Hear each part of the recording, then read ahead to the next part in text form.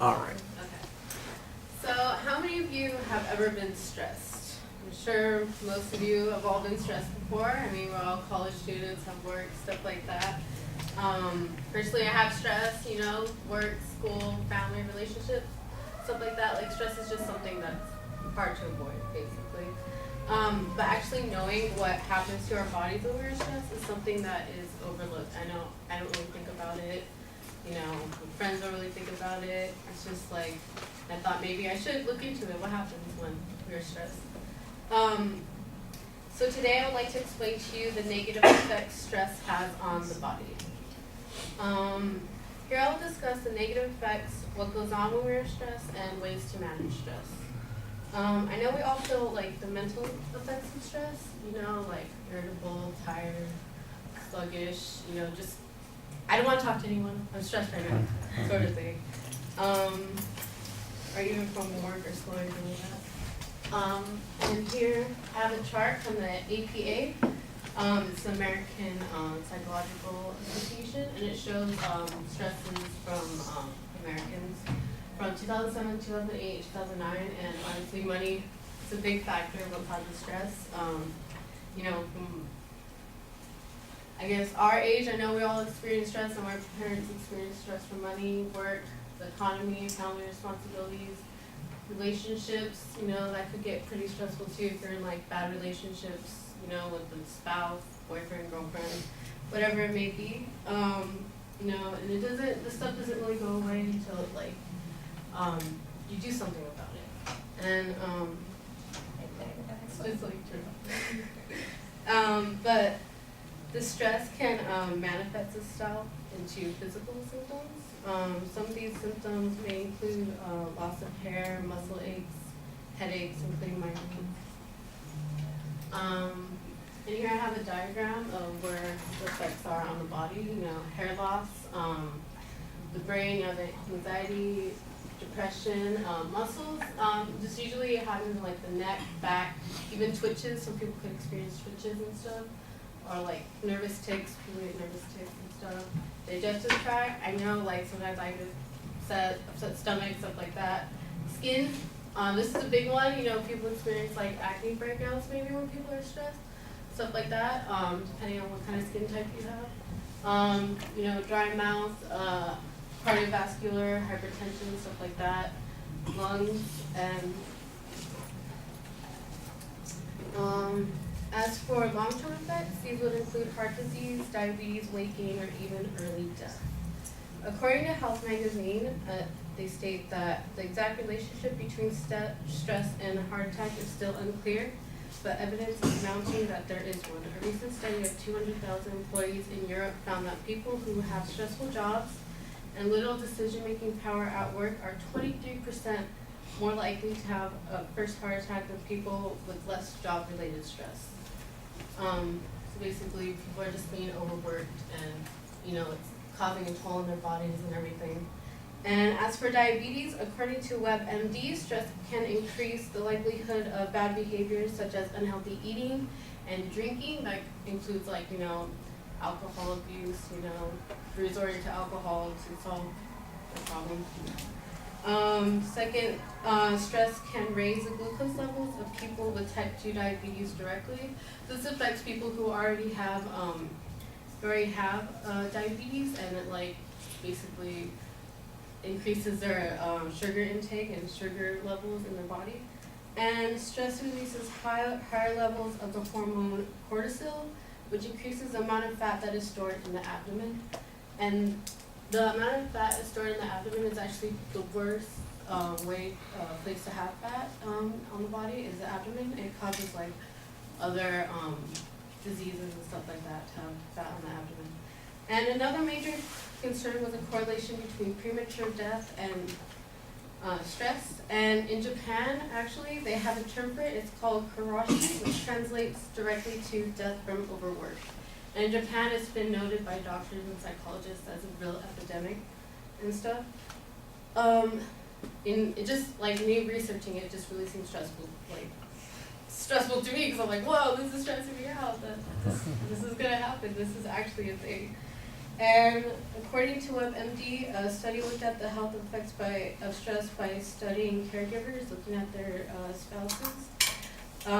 So people like my grandparents, my grandma takes care of my grandpa because he's like bedridden right now.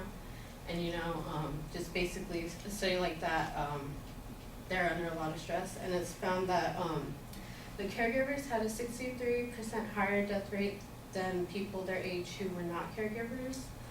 And basically now that I went into depth of what happens to our bodies when we experience stress, I think it's good to understand what happens, what our body does, and is understanding the natural stress response.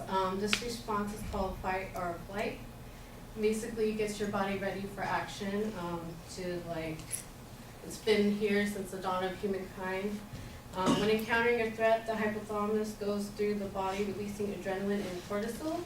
Adrenaline increases your heart rate and elevates your blood pressure, which isn't good because that's just reinforcing heart disease, high blood pressure, and stuff like that. And to understand this, I think it's good that there's ways to prevent it and ways to manage it. The APA mentioned earlier that you should identify the stressors. First step to solving the problem is identifying it. Another suggestion is to build strong relationships. Surround yourself with people that are gonna help you, not hurt you. And just to rest your mind, get a good 7 to 8 hours of sleep is the recommendation. And lastly, if you're still stressed and stuff, just go get help. There's nothing wrong with going to see a psychologist, and they could help you. And lastly, in conclusion, I have a quote here from Tina Fey. And she makes up the word called blorp, and it says, it's an adjective. She says, I just made up, it means completely overwhelmed, but proceeding as if everything is fine and reacting to the stress with the torque of a possum.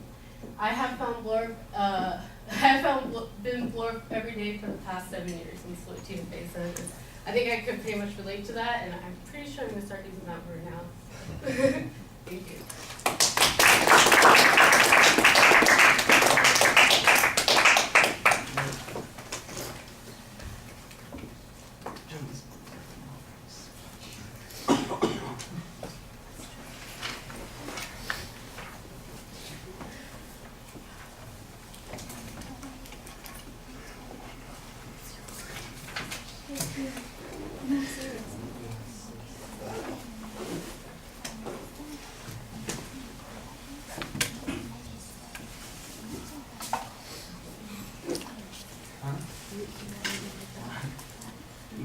So Stephanie, what did you think? I got the central idea of being pretty much about stress. You made your thesis where you said you want to show what it does to your body, the effects of stress, and how to prevent it. So you made it pretty clear. You had really good visuals. It worked really well with what you were talking about. So I could actually understand what you were talking about while the picture was up. You didn't leave it on too much. The only thing I probably would have to say is that we're looking at your cards a lot, and then because it was cool when you would just pop up and just start talking to us because you looked more relaxed. You were like, okay, now I can talk to you guys. Where you were just reading off and you just looked a little timid. It was cool.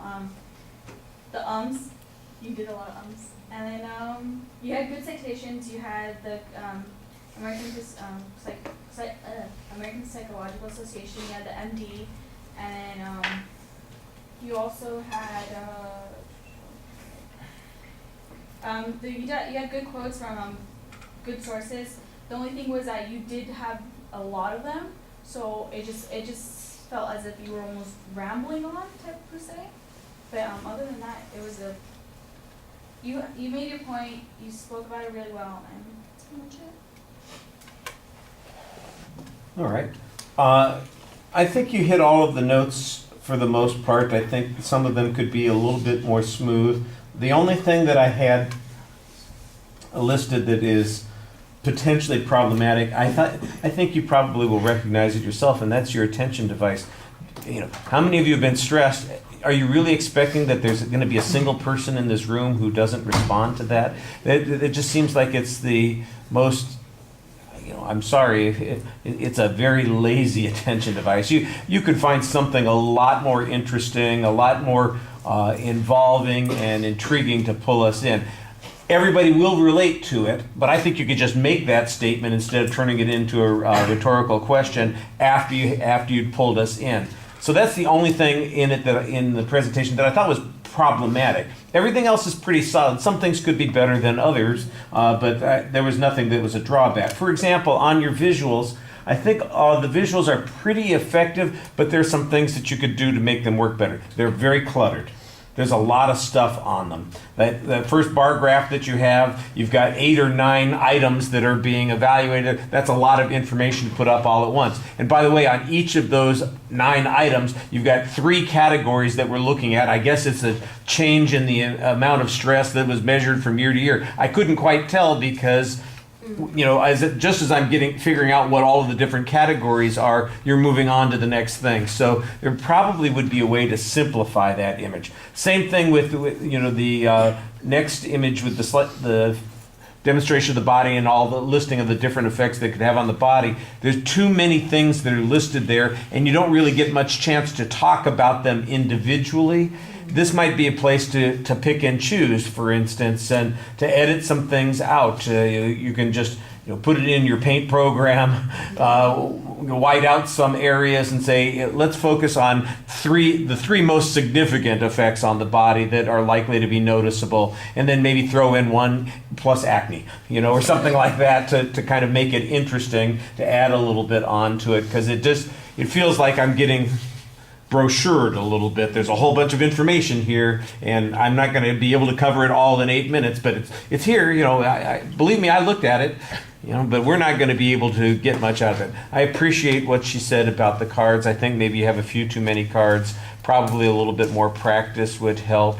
I do know that there's a lot of information that you are quoting. I thought it got stronger as you went along. The first minute or two, it didn't seem like there was much citation, but in the body of the speech as it went on, I did hear some more citations there, and that was pretty effective. I did like your exit. I thought that was kind of cute, using the Tina Fey term. That worked pretty well. All right, thank you.